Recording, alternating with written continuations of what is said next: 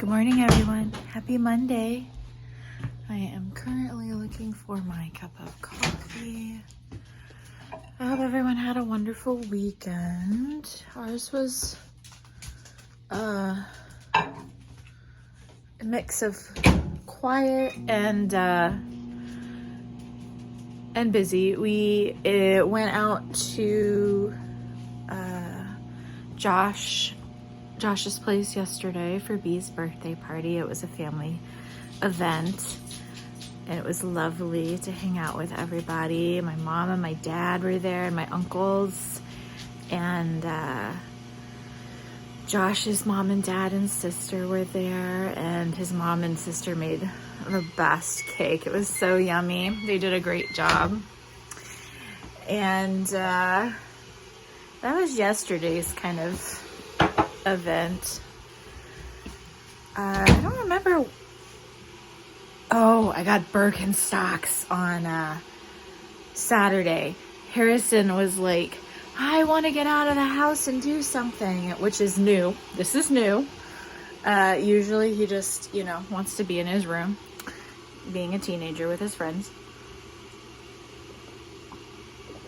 And check out this cool glass my uncle got me. It's my favorite glass. It's got Mount Hood on the bottom of it. Isn't that cool? I think they have one for all of them.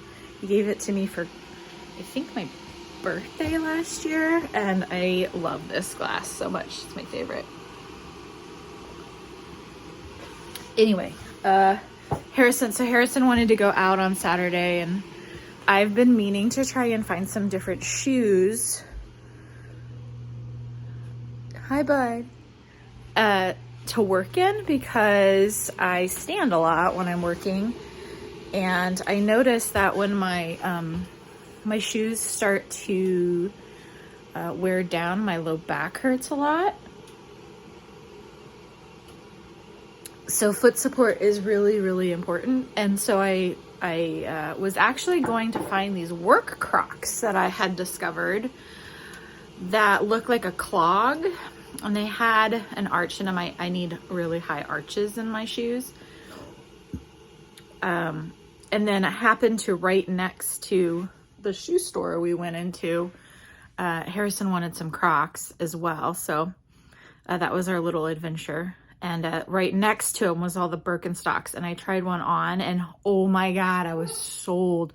My feet, they just fit like a glove. They're so lovely. I'm glad that I indulged a little bit. I don't ever really spend too much money on shoes, which is probably why my back hurts a lot. But these, I love them so much. The bottoms of my feet are actually a little sore from getting used to them, but I have this feeling that once I do get used to them, they're gonna be like a game changer as far as my posture and work, because I feel like I'm really planted on the ground now, but supportedly planted on the ground, which is what I need for massage when I'm doing it for 4 or 5 hours at a time. So that's what that trip was. I'm glad we found that. And Harrison, of course, had to get the little, what do you call them? The little characters that you stick on the Crocs. I don't remember what they're called. But I let him get one pack, and it was like all the pet ones. And let's see, hot water's ready for more coffee. I need more coffee this morning. Look at this cute mug I found. I love, when I travel, I love to bring home a mug, and I'm always on the lookout for, it's a handmade clay. It's so ceramic. I love it. It feels very earthy. But I'm always on the lookout for mugs when I travel places. I love to bring a little piece home, and especially as a coffee mug, because it's something that I use every day, and it reminds me of that place. So this is my go-to mug this week. Is my Fort Worth mug from Texas.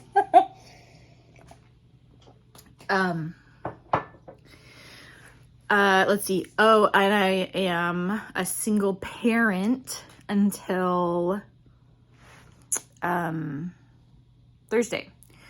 Jared is on a work trip to LA, doing some really amazing stuff right now. I'm really proud of him because he's been working really hard on it.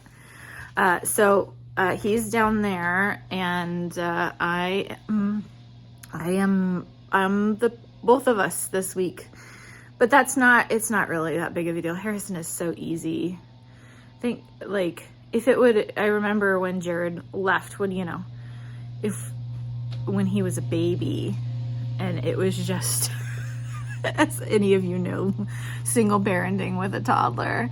And those of you who have multiple children, oh my gosh, I don't know how you do it. And this is coming from a preschool teacher who watched, 17 pre-Kers, there's 8 infants, that more than one kid at home can sometimes feel like super overwhelming. But so it's really not that big of a deal this time. The one thing that I did notice, though, is after I kind of realized that Jared really wasn't anywhere near me, I started to almost have a little bit of a panic attack, because I started catastrophizing. Is that the word? Catastrophe. Catastrophe.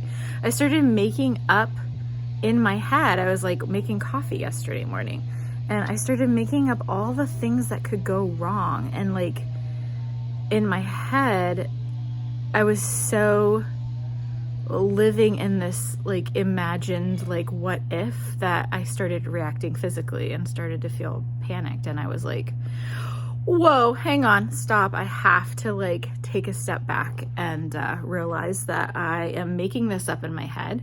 It is serving me no good, and I need to take a deep breath, and I need to focus on something else. And I can just call and talk to him, and he is right there. And I am very capable of figuring anything and everything out that needs to happen. And I think it came on, and I started doing that because it's the first time we've really I've been apart from him, like by myself, and not having other family around, since Sarah passed, and, all of the stuff mentally that I've been going through with panic attacks and whatnot. So I quickly realized the root cause and worked through it. But, and it helps that Harrison is good at calming me too. He's so sweet. He's so sweet. He's not someone that I really have to take care of too much anymore, but he wants to like walk alongside me as an adult now. And so I really have been embracing that idea, right? And